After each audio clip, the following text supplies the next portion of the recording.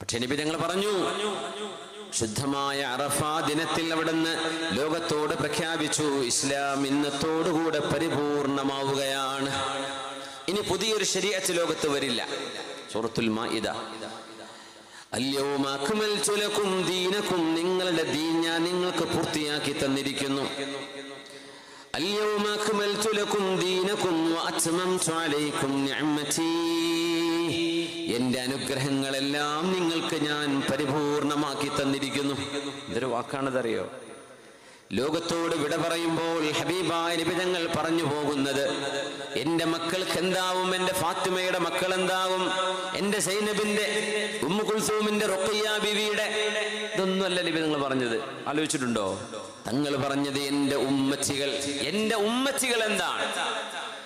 അവിടുന്ന് പറഞ്ഞു, ഞാൻ നിങ്ങളോട് യാത്ര ചോദിക്കുകയാണ്, പക്ഷേ ഞാൻ നിങ്ങൾക്ക് വേണ്ടി കാത്തിരിക്കുന്നുണ്ടാകും. അനഫറതുകും ഇൻദൽ ഹൗദ്, ഹൗദുൽ കൗസറിന്റെ വെള്ളം, ദാഹജലം, ഹിസാബും വിചാരണയും കഴിഞ്ഞ് നിങ്ങൾ സ്വർഗത്തിലേക്ക് പോകുന്ന നേരം, നിങ്ങൾ ദാഹിച്ചവശരായി ഹിസാബ് കഴിഞ്ഞ് തിരിച്ചു വരുമ്പോൾ ഒരു ഗ്ലാസ് വെള്ളം, ഒരു കപ്പ് ഹൗദുൽ കൗസറിന്റെ മധുരമൂറുന്ന പാനീയം, മൻ ശരിബഹാ ലം യദ്മഅ ബഅദഹാ അബദാ, അതാരെങ്കിലും കുടിച്ചാൽ പിന്നീട് അവർക്ക് ദാഹമേ ഉണ്ടാവില്ല എന്ന് നബി തങ്ങൾ പറഞ്ഞ ആ പരിശുദ്ധമായ പാനീയമാണ് അൽ കൗസർ. ഇന്നാ അഅതൈനാകൽ കൗസർ, അതാണ് ഹൗദുൽ കൗസർ. ഞാൻ ആ കൗസറിന്റെ അരികത്തുണ്ടാകും കേട്ടോ, നിങ്ങൾ എന്നെ അവിടെ നോക്കണേ, ഞാൻ അവിടെ ഉണ്ടാകും, ഞാൻ അങ്ങോട്ടാണ് പോകുന്നത്. ഞാൻ എന്റെ കാര്യം നോക്കി പോവുകയല്ല, എന്റെ ഉമ്മത്തി. ഇങ്ങനത്തെ ഒരു നേതാവ് ഉമ്മത്തികളെ അവിടുന്ന് സഹാബിമാര് ചോദിച്ചിട്ടുണ്ട്, നബിയേ, ഖിയാമത്ത് എന്ന് പറയുന്നത് ഒരു വലിയ സമ്മേളനമല്ലേ ഓ നബിയേ? എത്ര മനുഷ്യന്മാരുണ്ടാവും അവിടെ? ഒരു 10,000 1,00,000 ആളുകളൊക്കെ വന്നാൽ പരസ്പരം കാണാൻ പറ്റുമോ?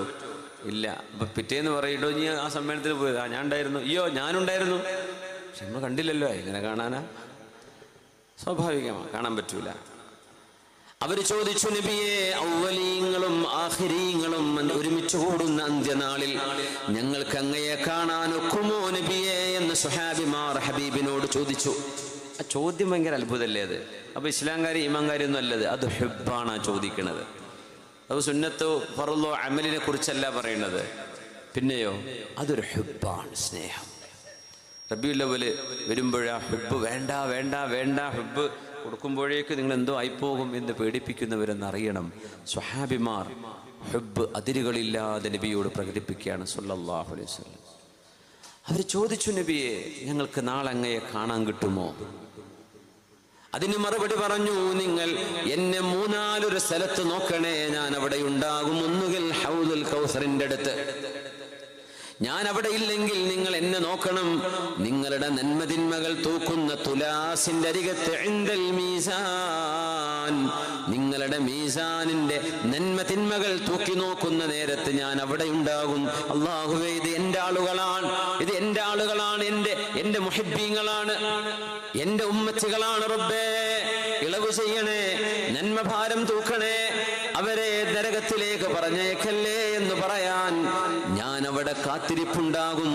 മീസാനിന്റെ അരികത്തും നിങ്ങൾ എന്നെ കണ്ടില്ലെങ്കിൽ നിങ്ങൾ എന്നെ നോക്കേണ്ടത് ഇൻദസ് സിറാത്ത്, ജിസ്റുൻ മദ്റൂബുൻ അലാ മത്നി ജഹന്നം, നരകത്തിന്റെ മീതെ അല്ലാഹു സ്ഥാപിച്ച ഒരു പാലമാണ് സിറാത്ത്.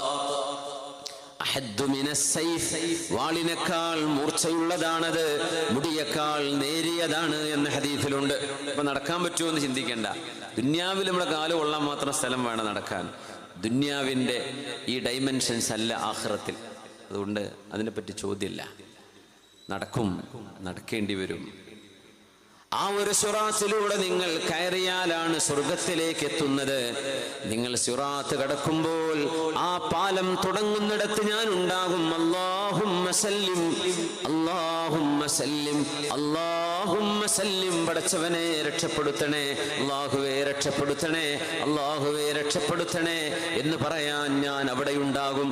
ഈ 3-4 സ്ഥലത്ത് നിങ്ങൾ എന്നെ കാത്തിരിക്കണം, ഞാൻ അവിടെ ഉണ്ടാകും. എന്നല്ലാതെ ഞാൻ എൻ്റെ മക്കളെ കിട്ടുമ്പോൾ അവരെയും കൊണ്ടങ്ങ് പോവല്ല. ഗ്രൂപ്പൊക്കെ കഴിഞ്ഞിട്ട് ഇങ്ങനെ എയർപോർട്ടിൽ എത്തിയിട്ടില്ല, അവനവൻ്റെ ബാഗ് കിട്ടുമ്പോൾ പിന്നെ തിരിഞ്ഞു നോക്കാതെ പോകുന്ന ആൾക്കാർ. ഒന്നുമല്ല, സന്തോഷം കൊണ്ടാണത്.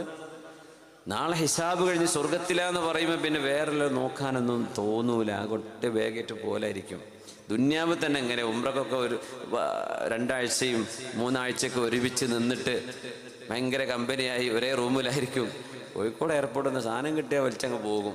എൻ്റെ വണ്ടി വന്നിട്ട് ഞാൻ പോവാ. എന്നാൽ കൂടുതലുള്ള ആൾക്കാരൊക്കെ ഒന്ന് കാണാൻ സലാം പറയാൻ പോലും നമുക്ക് തോന്നൂല. എന്തേ? നമുക്ക് വീട്ടിലേക്ക് എത്തണം. പുണ്യനിബിതങ്ങൾ സ്വർഗത്തിലേക്ക് ആദ്യം പോകുന്നവരാ. പക്ഷെ ഹബീബ് നമ്മളെ കാത്തിരിക്കും സല്ലല്ലാഹു അലൈഹി വസല്ലം. അങ്ങനത്തെ ഒരു നേതാവിനെയാണ് അള്ളാഹു നമുക്ക് നൽകിയത്. ആ നേതാവിൻ്റെ പേരിൽ നമ്മൾ ചൊല്ലുന്ന സ്നേഹപ്രകടനമാണ് സ്വലാത്തുകൾ, മൗലിദ് പാരായണം, ഹബീബിന്റെ മദ്ഹുകൾ പറയുന്നത്. എപ്പോഴും പറയണം. റബീഉൽ അവ്വലിലാകുമ്പോൾ പ്രത്യേകിച്ചും അതൊരു ഉണർവാണ്, അതൊരു ഊർജമാണ്. അവിടുന്ന് പറഞ്ഞു സല്ലല്ലാഹു അലൈഹി വസല്ലം, എൻ്റെ എല്ലാ അനുഗ്രഹങ്ങളും നിങ്ങൾക്ക് ഞാൻ പൂർത്തിയാക്കി തന്നു. വഅത്മംതു അലൈക്കും നിഅമതി. ബക്കറ്റ് വരാനായ